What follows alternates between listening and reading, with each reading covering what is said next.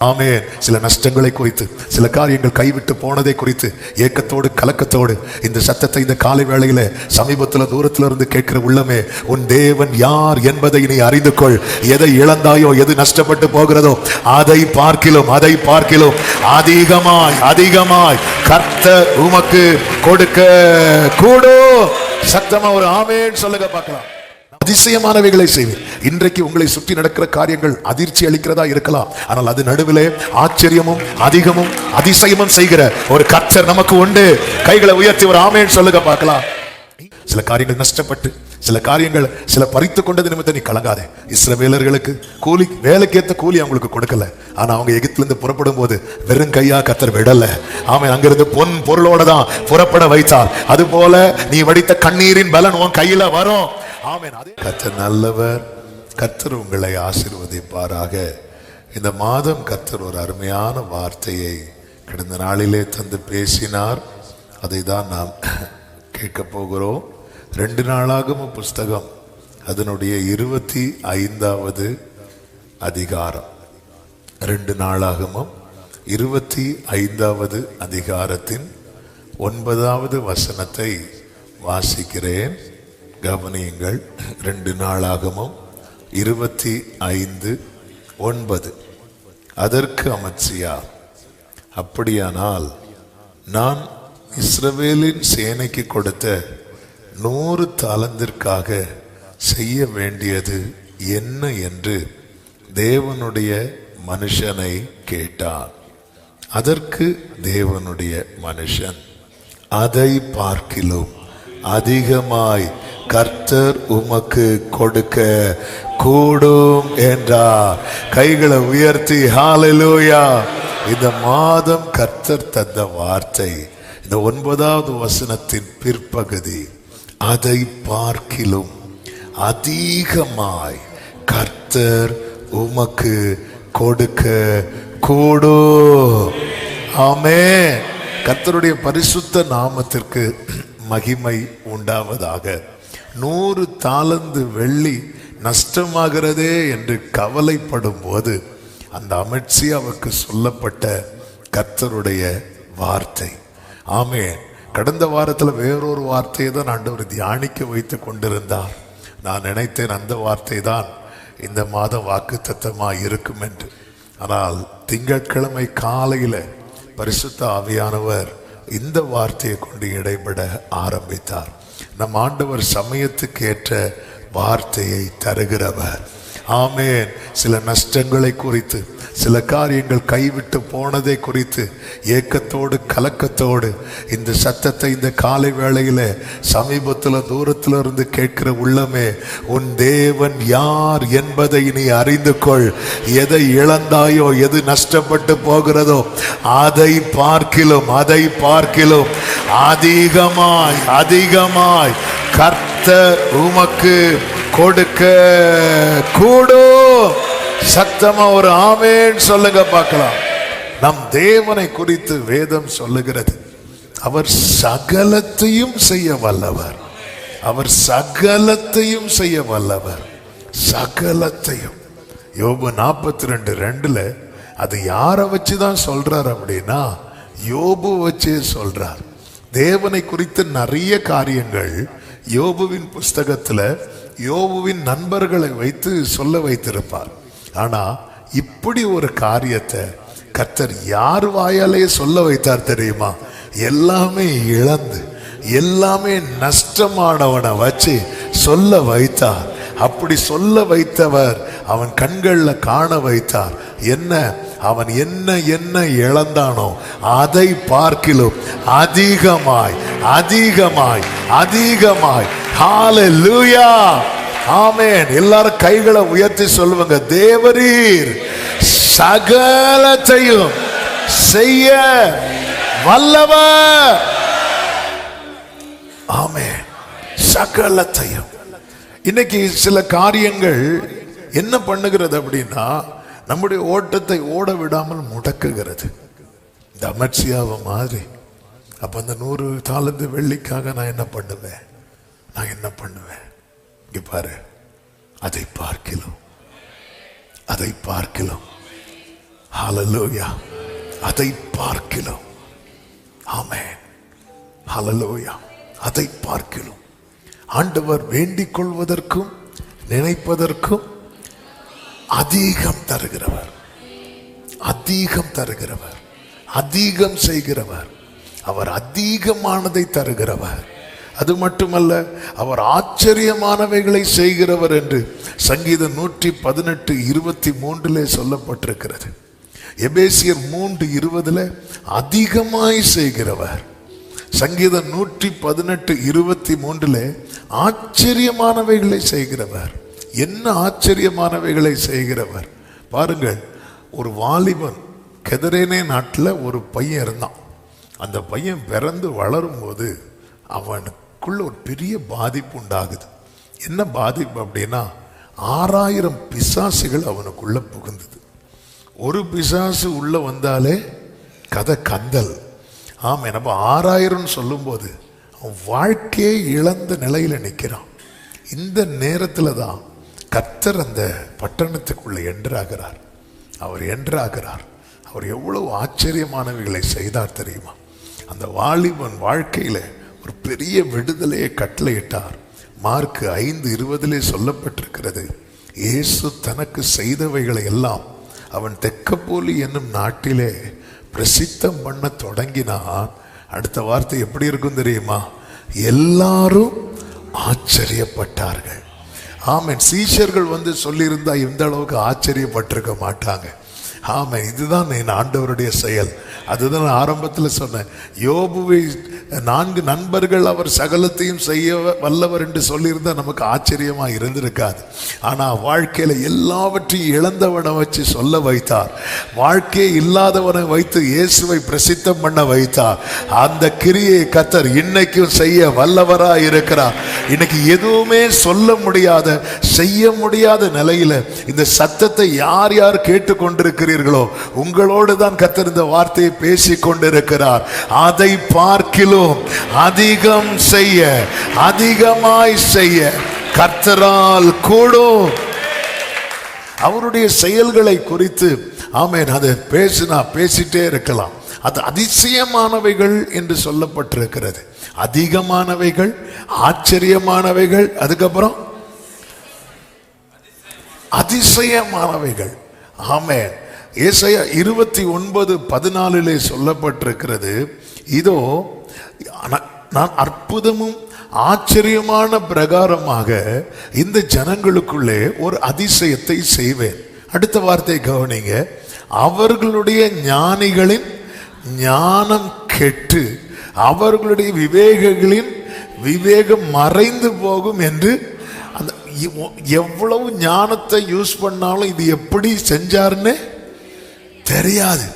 இன்னைக்கு வரைக்கும் யோபு லைஃப்ல தெரியாத ஒரு காரியம் என்னன்னா, எப்படி அவனுக்கு 2 மடங்கு கொடுத்திருப்பா. ஹல்லேலூயா. இதுதான் யோபு ஆரம்பத்திலேயே ஒரு லைனை சொல்லுவார், அவருடைய ரகசிய செயல், அவருடைய ரகசிய செயல். ஆமென். ஹல்லேலூயா. ஆமென். என் வாழ்விலே நீர் பாராட்டின தயவுக்கெல்லாம் இதுவரையில் நீ தாங்கினதற்கு எவ்வளவோ. நல்ல கவனமா கேளுங்க. நான் இன்னும் செய்திக்குள்ள போகவில்லை. நம் தேவனை குறித்த காரியத்தை மனதில் சில காரியங்கள் அப்படி விதைக்கணும் என்பதற்காக தான் இந்த வார்த்தைகளை டச் பண்ணிட்டு இருக்கிறேன். 3 வார்த்தைகள் உங்க மனசுல ஆமென், இந்த 1ஆம் தேதி காலையில ஆண்டவரை குறித்து, அவருடைய செயல்களை குறித்து உங்க மனதில் மீண்டும் மீண்டும் தொனிக்க பண்ணி கொண்டிருங்கள். 1, அவர் எனக்கு அதிகமானவைகளை செய்வார். அவர் எனக்கு ஆச்சரியமானவைகளை செய்வார்.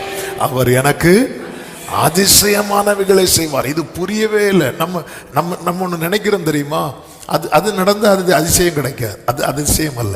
நம்ம நினைக்கிறதுக்கு மேலே ஒன்று நடக்கும் தெரியுமா, அதான் அதிசயம். ஒன்று நடக்கும்போது எனக்கு தெரியும், இது தெரியும் அப்படின்னு. ஆமாம், சர்ப்ரைஸாக இப்போ ஒரு தகப்பன் வீட்டில் பிள்ளைங்களுக்கு ஏதோ ஒன்று வாங்கிட்டு போகிறாங்கன்னு வைங்களேன். சர்ப்ரைஸாக, இங்கே பாரு நான் உனக்கு என்ன வாங்கிட்டு வந்திருக்கிறேன் பாரு, எனக்கு தெரியும் இதான் வாங்கிட்டு வருவீங்கன்னு. ஆமாம், இப்போ பிள்ளைங்களுக்கு பர்த்டே வரும்போது ஆமாம், இப்போ ஒரு இது பிள்ளைங்க கிஃப்ட் ரேப் பண்ணி எதுக்கு கிஃப்ட் ரேப் பண்ணி கொடுக்குறோம்? உள்ள என்ன இருக்குன்னு பிள்ளை பிரித்து பார்த்தா தான் இதுவா அப்படிங்கிறதுக்காக கொடுக்கும். அது வரும்போதே இதுதானே உள்ளே இருக்கு அப்படி சொன்னால் நம்ம கஷ்டப்பட்டு பேக் பண்ணதெல்லாம் வேஸ்ட் ஆயிரும். அது அதிசயமே கிடையாது. அதிசயம் என்பது என்ன அப்படின்னு, ஞானிகளுடைய ஞானம் கெட்டு ஐயோ இது என்னது இது. அதனால தான் அவர் சிறையிருப்பை திருப்பும் போது எப்படி இருந்தோமா, சொப்பனம். இப்போ யாரும் சொப்பனம் காண வேண்டாம், சொப்பனம் காண்பது போல இருந்தோம்.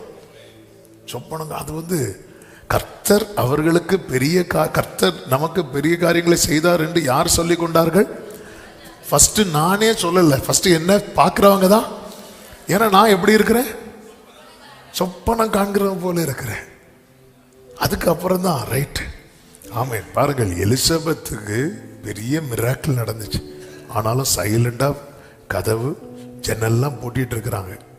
ஏன்னா பிள்ளைக்கு ஒரு அசைவு இல்லை. அதனால நம்ம எதுக்கு நம்மளும் அசையாம நிலைத்திருக்கும் சியோன் பருவம் போல் அப்படியே இருந்துரும் உட்கார்ந்துருக்கிறாங்க. அப்பதான் மரியாள் ஓடி வராங்க. ஓடி வந்து பிரைஸ் தி லார்ட், கங்க்ராட்ஸ் அப்படி சொல்லும் போதுதான் பிள்ளையே சொல்லுது. ஆமா, அதுக்கப்புறம் அம்மா திறந்தாச்சு, கதவு திறந்தாச்சு, ஜன்னல் திறந்தாச்சு. அதுக்கப்புறம் வாய மூட முடியாது. சிலருக்கு பிரச்சனை, வாயை திறக்க மாட்டாங்க, திறந்துட்டாங்க. ஹல்லேலூயா. அதுக்கப்புறம் ஒரே பாட்டு தான். ஹல்லேலூயா.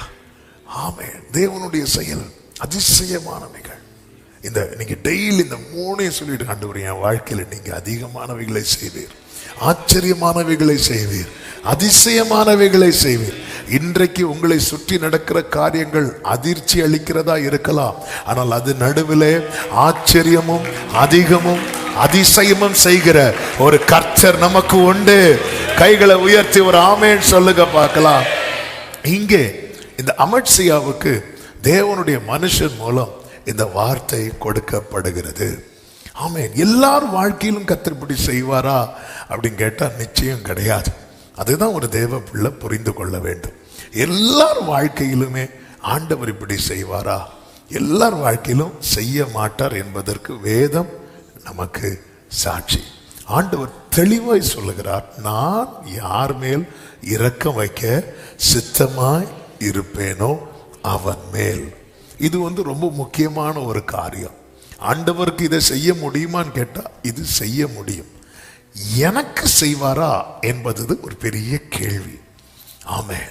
இங்கே இந்த சம்பவத்தை கொஞ்சம் டச் பண்ணிட்டு ஒன்று ரெண்டு காரியத்தை கூட சொல்லி நம்ம ஜெபிக்க போகிறோம். ஆண்டவருக்கு மாத்திரம் மகிமை உண்டாவதாக. இந்த அமத்சியா யூதாவின் ராஜாவாக தனது 25ஆம் வயதுல தான் ராஜாவாக ஏற்படுத்தப்படுகிறான். ஆமென். இவன் என்ன செய்கிறான் என்றால் 5வது வசனத்திலே சொல்லப்பட்டிருக்கிறது, அமத்சியா யூதா மனுஷரை கூடி வர செய்து அவர்கள் பிதாக்களுடைய வம்சங்களின் படியே யூதா பென்யமீன் தேசங்கள் எங்கும் 1000 பேருக்கு அதிபதிகளையும் 100 பேருக்கு அதிபதிகளையும் வைத்து 20 வயது முதற்கொண்டு அதற்கு மேற்பட்டவர்களை லக்கம் பார்த்து யுத்தத்துக்கு புறப்படவும் ஈட்டியையும் கேடகத்தையும் பிடிக்கவும் தக்க யுத்த வீரர் 3 லட்சம் பேரை கண்டான் என்று சொல்லப்பட்டிருக்கிறது. அப்போ இவனுக்கு இப்போ யுத்த வீரர் எத்தனை பேர் இருக்கிறாங்க? 3 லட்சம் பேர். இது நடுவில் இவனுக்குள்ள என்ன தோணுதுன்னா, இது ஒருவேளை பத்தாம போயிட்டுனா, ஆமா இந்த 3 லட்சம் பேரை வச்சுட்டு நம்ம தோத்துட்டோம் அப்படின்னா அதனால என்ன பண்ணலாம் அப்படி சொல்லிட்டு தான் 100 தாலந்து வெள்ளியை கொடுத்து இஸ்ரவேல் புத்திரரில், அதாவது இஸ்ரவேல் யூதான்னு பிரிந்து இருக்கிறது. இந்த காலகட்டத்தில் இஸ்ரவேல் மிகப்பெரிய பொல்லாப்புக்குள்ளே கிடக்கிறது. தேவன் இஸ்ரவேல் புத்திரரோடு கூட இல்லை. இவன் என்ன பண்றான் அப்படின்னா 100 தாலந்து வெள்ளி கூலிக்கு கொடுத்து இஸ்ரவேலிலிருந்து 1 லட்சம் பராக்கிரமசாலிகளை இந்த கூட்டத்திலே அமர்த்துகிறான். ஆமென். எல்லாமே காரியங்கள் கைகூடி வரப்படுகிறது போல இருக்கிறது. இந்த நிலையில இனி யுத்தத்துக்கு போகலாம், இனி சத்துருவுக்கு எதிர்கொண்டு போகலாம் என்ற நிலையில் இருக்கும்போது தான் ஒரு தேவனுடைய மனுஷன் அங்கே வருகிறார். அங்கே வந்து அவனிடத்துல சொன்ன முதல் வார்த்தை, ராஜாவே, இஸ்ரவேலின் சேனை உம்மோடு கூட வரலாகாது. காரணம், கர்த்தர் எப்ராஹிமின் சகல புத்திரராகிய இஸ்ரவேலோடும் இருக்கவில்லை என்று ஒரு பெரிய காரியத்தை அங்கே சொல்லுகிறதை பார்க்க முடியும். இந்த அமத்சியா இப்பொழுது என்ன செய்தாகணும் தெரியுமா? அவனுடைய தீர்மானத்தை மாற்றியாக வேண்டும். அவன் ஒரு காரியத்தை திட்டம் பண்ணி அதை செயல்படுத்தலான்னு இருக்கும்போது வார்த்தை வருகிறது, இல்லை இது தப்பு. ஒரு காரியத்தை நான் யோசித்துட்டு இருக்கும்போது என்னால் அதை மாற்ற முடியும். ஆனால் ஒரு காரியத்தை நான் செய்து ஓகே ஆகி வைத்த பிறகு அதை மாற்றணுங்கிறது ஒரு ஒரு பெரிய சவாலான காரியம். இந்த காலை வேளையில் ஆவியானவர் தருகிற தெளிவான வார்த்தை, ஆமேன், தேவ திட்டம் இல்லை என்றால் அந்த காரியம், ஆமேன், எல்லாம் முடிகிறது மாதிரி இருந்தாலும் நீ அதை மாற்ற ரெடி ஆயிட்டேன்னா கர்த்தர் சொல்லுகிற வார்த்தை, நீ இழப்பதை விட, நீ நஷ்டப்படுவதை விட கர்த்தர் உனக்கு அதிகம் செய்ய கூடும். ஆமென், ஹல்லேலூயா, ஆமென். ஒரு காரியம் வாய்க்க வேண்டுமானால் என்னை சுத்தி 1,00,000 பேர் இருக்கிறார்கள் என்பதனால் வாய்க்காது. காரிய சித்தியோ, நீதிமொழிகள் 16:33 எடுக்க வேண்டாம். காரிய சித்தியோ கர்த்தரால் வரும். எந்த ஒரு காரியம் சித்திக்கப்பட வேண்டுமானால், வாய்க்கப்பட வேண்டுமானால் அதுக்கு யாருடைய ஃபேவர் வேணும் தெரியுமா? கர்த்தருடைய ஃபேவர் இல்லாம எல்லாரும் ஒன்னா நின்று ஒரு காரியத்தை செஞ்சாங்க, ஆனா வாய்க்கவே இல்லை. என்ன காரியம் சொல்லுங்க பார்க்கலாம்? பாபேல் கோபுரம். யாராவது எதிர்த்தாங்களா? ஒரு எதிர்ப்பு கிடையாது, ஒரு எதிர்ப்பு கிடையாது. ஊரே ஒன்னா நிக்குது, ஒரே மனதுல. ஆமா, பெந்தேகோஸ்தே நாளுக்கு முன்னாடி பார்த்த ஒரு மனம் எங்க தெரியுமா பார்க்கலாம்? பாபேல் கோபுரத்துல பார்க்கலாம். ஆமா, வேற எந்த நெகேமியா அலங்கம் கட்டும் போது கூட இந்த ஒரு மனம் இல்லை. ஒரு மனம் இருக்கும், கல்லு போடும் போது ஒரு மனம் இருக்கும், பிரதிஷ்டை அன்னைக்கும் ஒரு மனம் இருக்கும். இடையில பல மனங்கள். ஒரு மனம் இருமனமாகும், இருமணம் பல மனமாகும், பல மனம் திருமணமாகாது. அவ்வளவு அது அப்படி போயிட்டே இருக்கும். ஆமே, ஆனா இங்கே பாருங்க, எல்லாரும் ஒன்றாய் நின்று கெட்டினாங்க. ஆனா ஆண்டவருடைய ஃபேவர் இல்லாததுனால அது பாதியிலே விட வேண்டிய ஒரு சூழ்நிலை.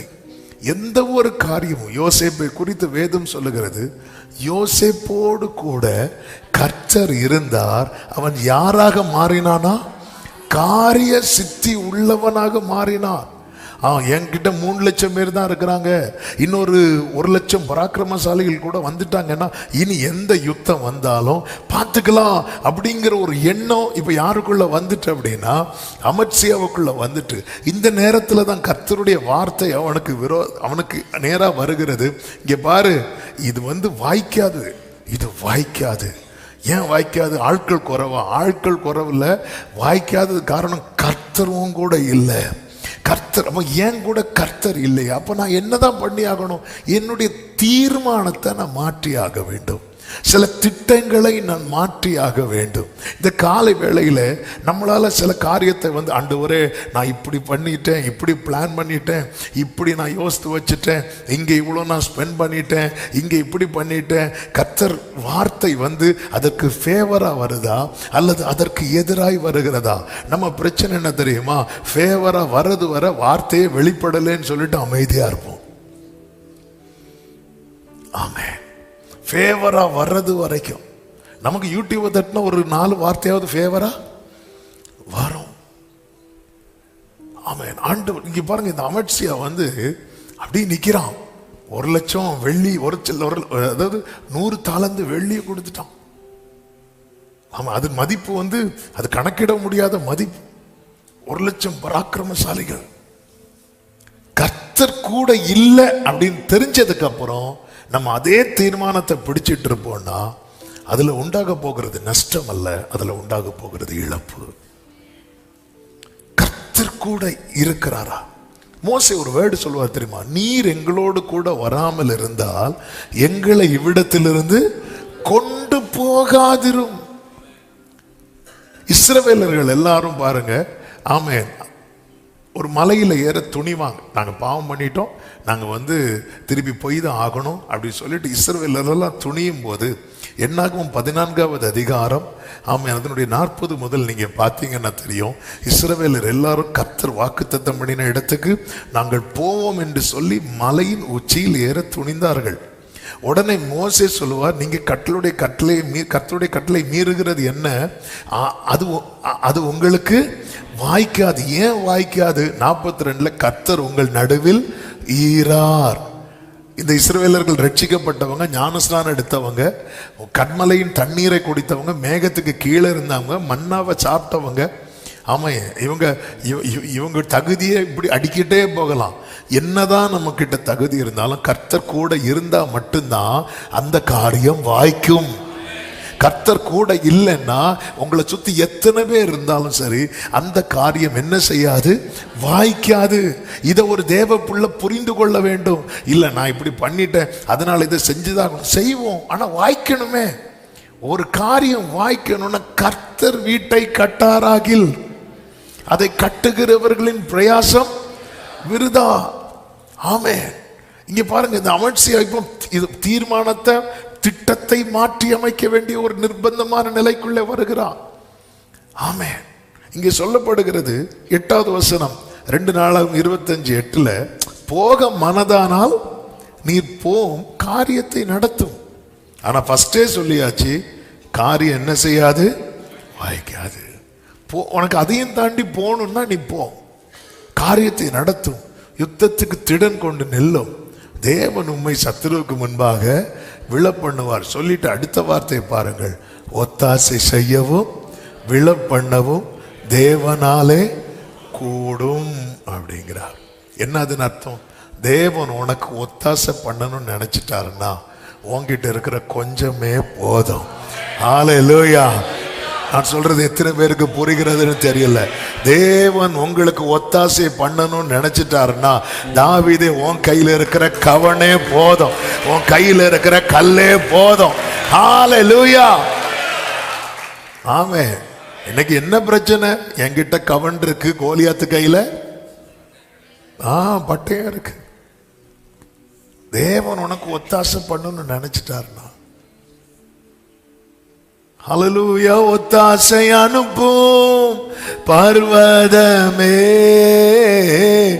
ஒத்தாசை அனுப்பும் பர்வதமே, கண்ணோக்கி பாரும் தேவா, இயேசு தேவா, கண்ணோக்கி பார். ஆண்டவர் ஒத்தாசை பண்ண நினைச்சிட்டார்னா மோசே இந்த திக்குவாயே போதும். ஹல்லேலூயா, ஹல்லேலூயா.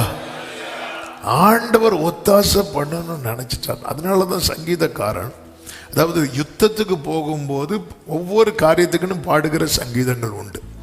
அதுலதான் யுத்தத்துக்கு போகும்போது பாடுகிற சங்கீதம் தான் 20. அதுல என்ன பாடுவாங்கன்னா, சிலர் ரதங்களை குறித்தும் சிலர் குதிரைகளை குறித்தும் மேன்மை பாராட்டுவார்கள். ஏன்னா எங்க கிட்ட என்ன கிடையாது?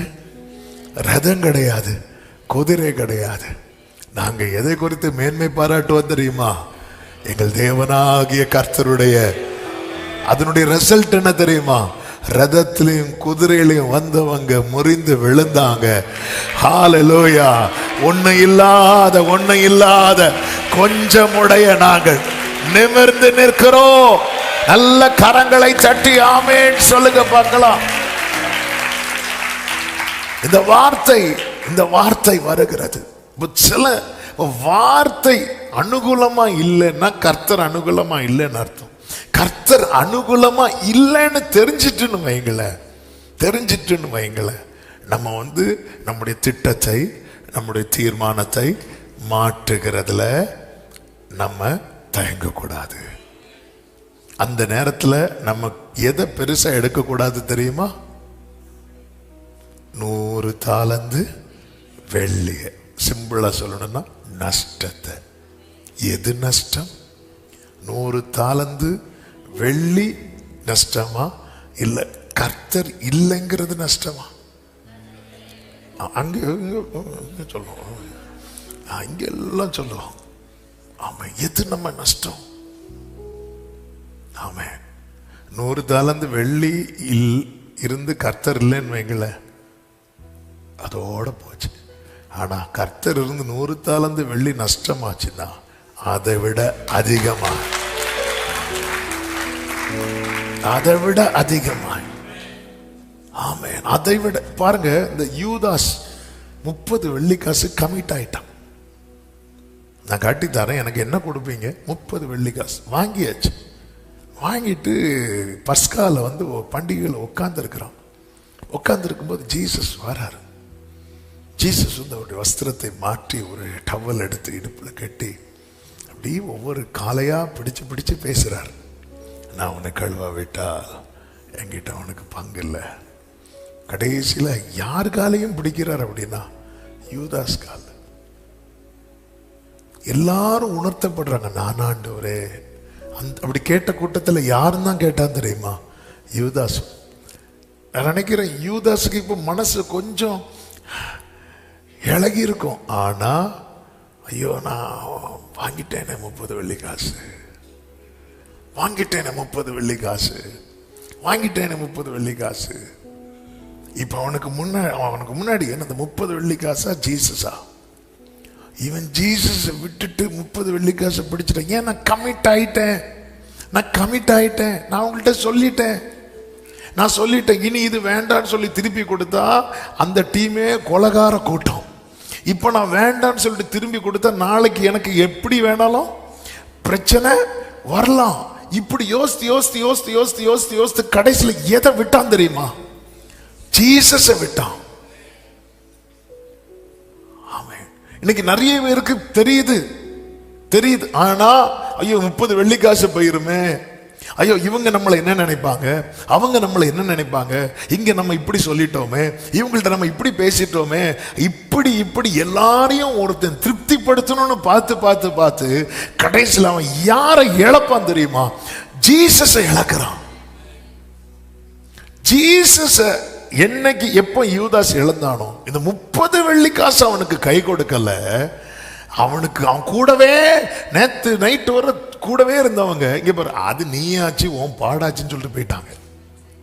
குற்றமில்லாத ரத்தத்தை காட்டி கொடுத்துட்டேன்னு சொல்லும்போது அது நீயாச்சு உன் பாடாச்சு, கிளம்பு, அவ்வளவுதான். ஒருவரும் கை கொடுக்கவில்லை. அவனுக்கு அதுக்கப்புறம் நிக்க கூட முடியல. அவன் போய் தூக்குல மாட்டி அவனே இறந்துட்டான். இன்னைக்கு வாழ்க்கையில் தெரியுது, இது நம்ம தப்பான பாதையில போகிறோம், அல்லது இது தேவ சித்தம் இல்லை. இப்படி நம்ம டிராவல் பண்ணா, இப்படி நம்ம பயணித்தால் ஆண்டவர் கூட இருக்க மாட்டார். அப்ப வேண்டாம், அவன் ரூட்டை மாத்துவோம். ஆண்டவர் கூட இல்லை, ரூட்டை மாத்துவோம். அவன் ரூட்டை மாத்தினா சில நஷ்டங்கள் வரலாம். ஹல்லேலூயா. நம்ம எது நம்ம நஷ்டமா பார்க்கிறோம்? எதை நஷ்டமாய் பார்க்கிறோம்? எதை லாபமாய் பார்க்கிறோம்? அவன் 100 தாலந்து வெள்ளியையா, பிரசனத்தையா? அவன் அவட்சியா பார்க்கிறான். அவன் கேட்கிறான், எல்லாம் ரைட்டு, ஓகே, ஆனா நான் 1,00,000 பேரை கூட இருத்திட்டேனே. அப்பதான் இங்க பாரு, அதை பார்க்கலாம். இப்போ என்ன பிரச்சனை தெரியுமா? இப்போ அமர்சியாவுக்கு பிளானை மாத்தலாம், ஆனா இந்த 1,00,000 பேருடைய பகையை சம்பாதிக்க வேண்டியிருக்கும். நீங்க பாருங்க 10வது வசனத்தை பாருங்க. அப்பொழுது அமர்சியா எப்ராயிமேரில் தன்னிடத்திற்கு வந்த சேனையை தங்கள் வீட்டிற்கு போய்விட பிரித்து விட்டான். அப்ப அவன் தீர்மானத்தை எடுக்கிறான், வார்த்தையின்படி தீர்மானத்தை எடுக்கிறான். அதனால் அவர்களுக்கு யூதாவின் மேல் என்ன உண்டாயிற்று? மிகுந்த கோபம் உண்டு உக்கிரமான எரிச்சலோட தங்களிடத்திற்கு திரும்பி போனார்கள் என்று சொல்லப்பட்டிருக்கிறது. உண்டாகும். வார்த்தையின்படி ஒருத்தன் தன் காரியத்தை மாற்றுகிறான் என்றால் சில எதிர்ப்புகள், சில கோபமூர்க்கங்கள் உண்டாகும். யூதாசே, நீ இல்ல நான் காட்டி கொடுக்க மாட்டேன்னு சொல்லிட்டு ஃபர்ஸ்டே அந்த 30 வெள்ளி காசை எரிஞ்சிருந்தேன்னா ஒருவேளை உடனே அவரோடு கூட சேர்ந்து என்ன பண்ணிருக்கலாம்? அரைஞ்சிருக்கலாம், ஏதோ பண்ணி. சில எதிர்ப்புகள் உண்டாகும். நம்ம அந்தந்த சின்ன சின்ன சில சில காரியங்கள் நடந்துடக்கூடாது என்பதுக்காக கொஞ்சம் அப்படி விட்டு கொடுத்து அட்ஜஸ்ட் பண்ணி பெரிய இழப்பு.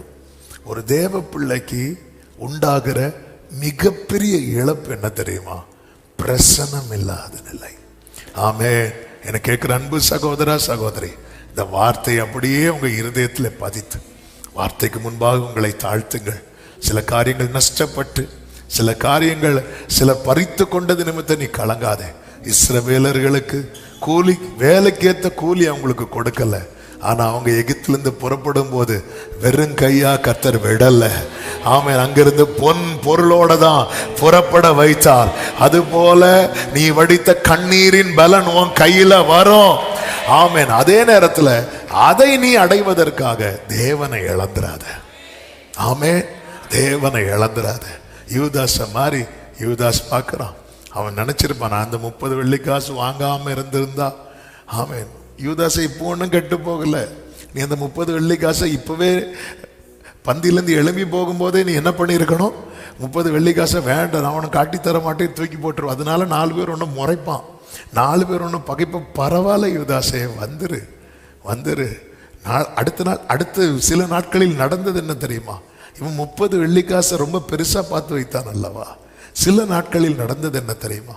அப்போஸ்தலர்கள் பாதத்துல ஒவ்வொருத்தரா கொண்டு போய் தங்க பணம், தங்க பத்திரம் எல்லாத்தையும் வித்து கொண்டு வந்து பணத்தை எங்க கொண்டு வச்சாங்க தெரியுமா? அப்போஸ்தலர் காலில் வைக்கிறாங்க. யூதாசே, இன்னைக்கு நீ வந்து எதை பெருசா தூக்கி வைக்கிறியோ, நாளைக்கு அதுவும் காலில் இருக்கிற அளவுக்கு உனக்கு ஒரு மேன்மையை கர்த்தர் வைத்திருக்கிறா. நீ அதை இழந்துட்டியே யூதாசே, அதெல்லாம் இழந்துட்ட. 30 வெள்ளிக்காசு போயிடக்கூடாது. நான் கமிட் ஆயிட்டேன், நான் அதை வாங்கிட்டேன், இனி என்ன பண்ண, அது நஷ்டம் ஆயிரும். இங்க பாரு, அதை விட்டுரு. ஆமாம், அது நஷ்டம் ஆயிரும் சொல்லி. இப்போ உனக்கு நஷ்டம் இல்லை, இப்போ நீயே இழந்துட்டியே, ஒன்னே இழந்து விட்டாயே. ஆமென். ஆவியானவர் இன்னைக்கு காலையில் அநேகரோடு திட்டவும் தெளிவுமாய் பேசி உணர்த்துகிறதையும் எச்சரிக்கிறதையும், நான் உன் கூட இருக்கிறேன்ல, ஏன் எல்லாம் போச்சின்னு ஃபீல் பண்ற, நான் உனக்கு எல்லாம் அதை பார்க்கிலும் அதிகம் தருவேன் என்று கர்த்தர் உரைக்கிறதையும் என் ஆவியில உணர்ந்து பேசி கொண்டு இருக்கிற. கண்களை மூடி தேவ சமூகத்தில் தாழ்த்தி, ஆண்டவரே, ஆண்டவரே, உம்மை இழந்து போகிற எந்த காரியத்தையும் நான் செயல்படுத்தாதபடிக்கு என்னை காத்துக்கொள்ளும். நாம் நினைப்பதற்கும் வேண்டுவதற்கும் மேலாய் மேலாய் நன்மை செய்வா. நான் வெட்கப்பட்ட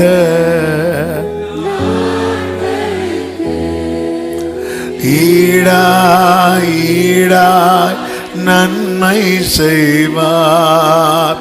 பரிபூர்ண ஜீவன் பராக்கிரமமே,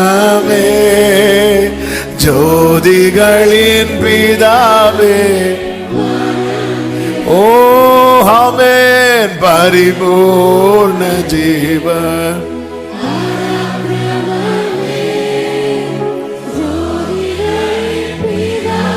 ரெண்டு நிமிஷம் உங்க வலது கரத்தை உயர்த்தி உங்க இடது கரத்தை இருதயத்தில் வைத்து ஒரே ஒரு வார்த்தை, ஆண்டவரே, உடைய பிரசன்னத்தை இழந்து போகிற எந்த தீர்மானத்தையும் நான் எடுத்துடக்கூடாதப்பா.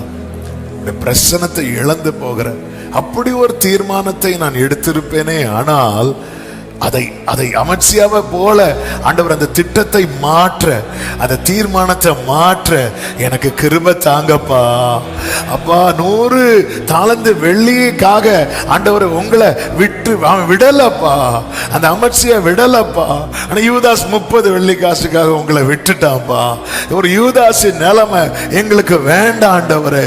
ஐயோ, இது நஷ்டமாயிருமே, இப்படி பேசிட்டேன், அவங்க என்ன பகைச்சிருவாங்களே, இவங்க இப்படி நான் பார்த்து உங்களை இழந்தது போதும்பா, உங்களை இழந்தது போதும்பா.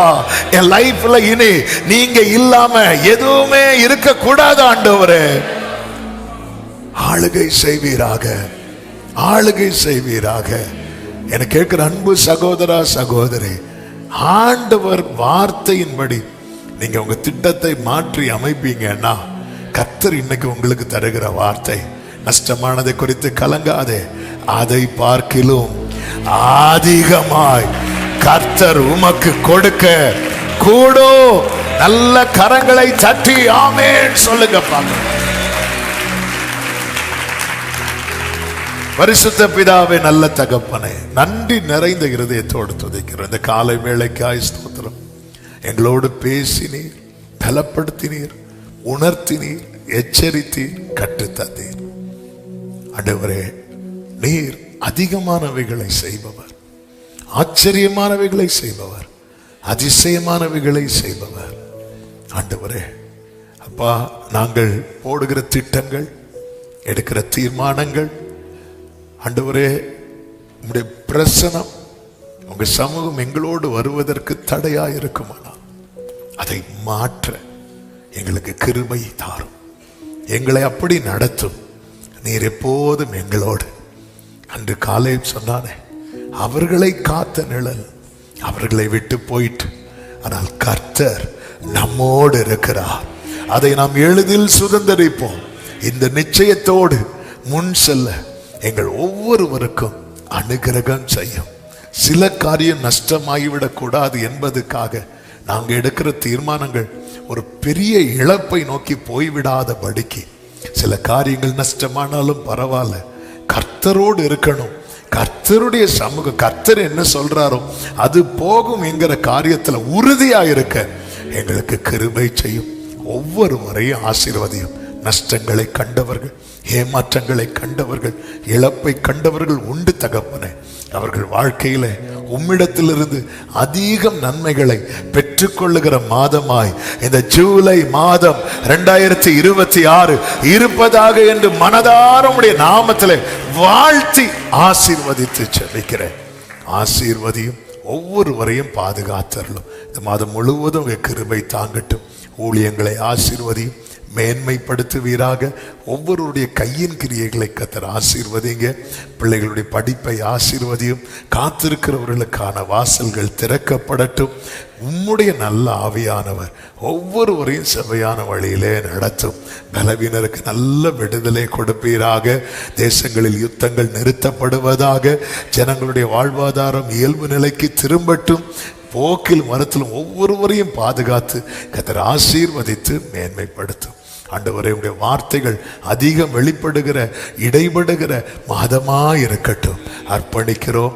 எல்லா கன மகிமை துதி ஸ்தோத்திரங்கள் ஒருவருக்கே செலுத்துகிறோம். இரட்சகர் இயேசுவின் நாமத்தில் பிதாவே, ஆமென். சேர்ந்து சத்தமாய் சொல்லுவோம். என் ஆத்துமாவே கர்த்தரை ஸ்தோத்திரி, முழு உளமே அவருடைய பரிசுநாமத்தை ஸ்தோத்திரி. என் ஆத்துமாவே கர்த்தரை ஸ்தோத்திரி, கர்த்தர் செய்த சகல உபகாரங்களை மறவாதே. ஆமென். நம்முடைய கர்த்தராகிய இயேசு கிறிஸ்துவின் கிருபையும், பிதாவாகிய தேவனுடைய அன்பும், பரிசுத்த ஆவியானவருடைய ஐக்கியமும் சிநேகமும் பாதுகாவலும் நம் அனைவரோடும், எல்லா பரிசுத்தவான்களோடு கூட கர்த்தருடைய வருகை மட்டும் தங்கி இருப்பதாக. ஆமென். ஹல்லேலூயா. God bless you. கர்த்தர் உங்களை ஆசீர்வதிப்பாராக. ஆமென்.